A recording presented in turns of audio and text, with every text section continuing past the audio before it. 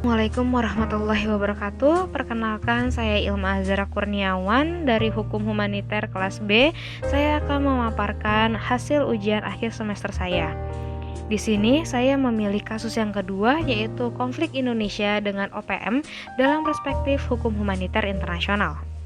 Latar belakang, Organisasi Papua Merdeka adalah nama yang diberikan oleh pemerintah Indonesia kepada kelompok atau faksi, baik yang ada di Papua atau di luar negeri yang dipimpin oleh putra-putra Papua, dengan tujuan melawan pemerintahan Indonesia baik secara politik maupun melepaskan diri dari NKRI. Dalam perkembangan selanjutnya, OPM berkembang dari sebuah organisasi yang menginginkan pemisahan diri dari NKRI menjadi gerakan separatis yang lebih terorganisir. OPM terus mendeklarasikan Papua Barat sebagai bangsa yang berdiri sendiri, sedangkan Indonesia masih bersikeras bahwa kedaulatan RI dari Sabang sampai Merauke dan Papua Barat masuk ke dalamnya. Sampai detik ini, perseteruan antar setanah air ini masih sering terjadi. Banyak cara yang dilakukan oleh OPM sebagai cara untuk memisahkan diri dari NKRI, diantaranya penembakan kepada penduduk sipil yakni guru dan tukang ojek, dan pada bulan Februari, OPM telah melakukan penyerangan pos komando taktis dan menewaskan satu prajurit TNI.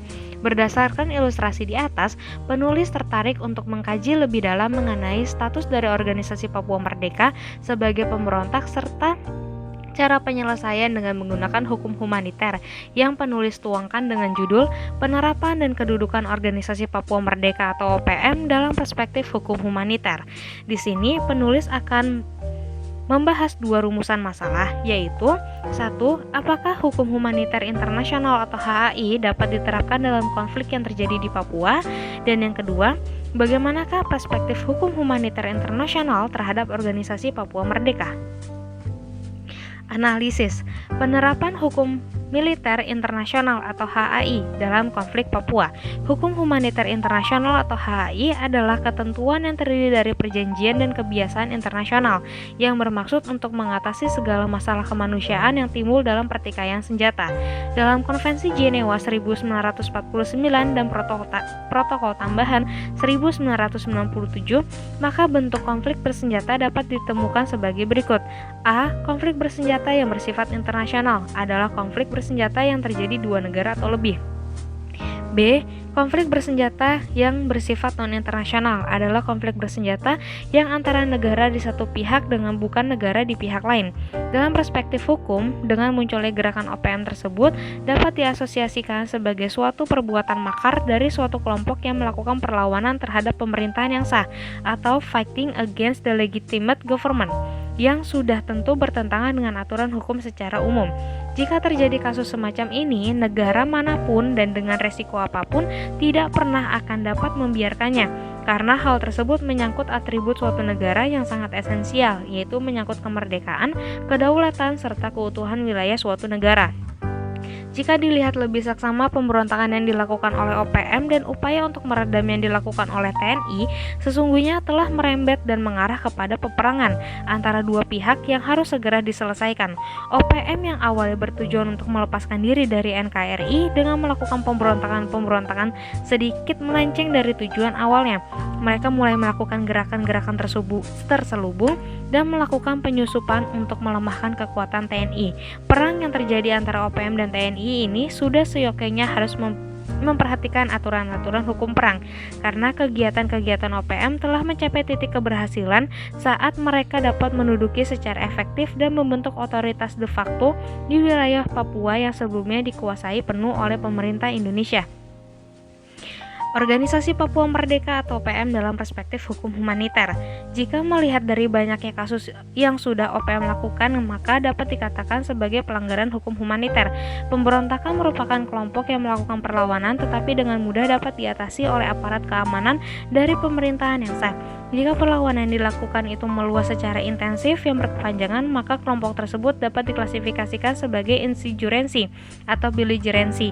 Namun untuk dapat diakui sebagai insurgensi, kelompok tersebut harusnya telah A. menguasai bagian wilayah yang cukup banyak, B. memperoleh dukungan yang luas dari mayoritas rakyat di wilayah itu sendiri, dan C. harus mempunyai kemampuan dan kemauan untuk melaksanakan kewajiban internasional. Jika melihat syarat-syarat yang disebutkan di atas, maka sesungguhnya OPM bisa dikatakan sebagai insurgensi insurensi karena merupakan kelompok orang-orang yang melakukan perlawanan senjata untuk tujuan politik atau memisahkan diri terhadap pemerintahan yang sah. Jika melihat ketentuan-ketentuan di atas, maka OPM sesungguhnya bukan sekedar pemberontak, tetapi juga belum bisa diklasifikasikan sebagai insurgensi apalagi beligerensi. Penutup. Yang pertama ada kesimpulan. Pemberlakuan hukum humaniter internasional tidak ditentukan oleh sebab atau tujuan perang, melainkan ditentukan oleh sifat tindakan perang itu sendiri. Oleh karena itu, apabila tindakan negara melawan OPM dilakukan dengan cara mengarahkan angkatan bersenjata untuk melakukan tindakan perang, maka HHI harus diberlakukan.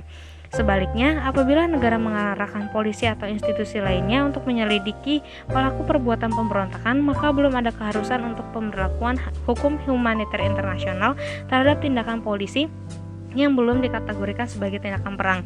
Dalam perspektif subjek hukum internasional, OPM tidak termasuk sebagai subjek hukum internasional maupun sebagai kaum pemberontak yang mendapatkan pengakuan internasional, karena OPM tidak memenuhi kriteria-kriteria sebagai kaum pemberontak yang tertulis dalam Konvensi Den Haag 1907 dan Konvensi Jenewa 1949. Saran dari penulis adalah hubungan antara pemerintah Indonesia dan OPM kiranya perlu diadakannya Memorandum of Understanding atau MOU. Hal ini tentunya belajar dari pengalaman antara pemerintah Republik Indonesia dengan Gerakan Aceh Merdeka. Melalui MOU tersebut diharapkan dapat memberi kesepahaman dan kesepakatan yang diberikan solusi bagi kedua belah pihak MOU. MOU dapat dilakukan apabila pemerintahan dapat menekan jumlah militer yang ada di Papua untuk menimbulkan kepercayaan kepada kelompok-kelompok kepentingan yang ada di Papua sehingga dapat dilakukan dialog dapat dilakukan. Terima kasih.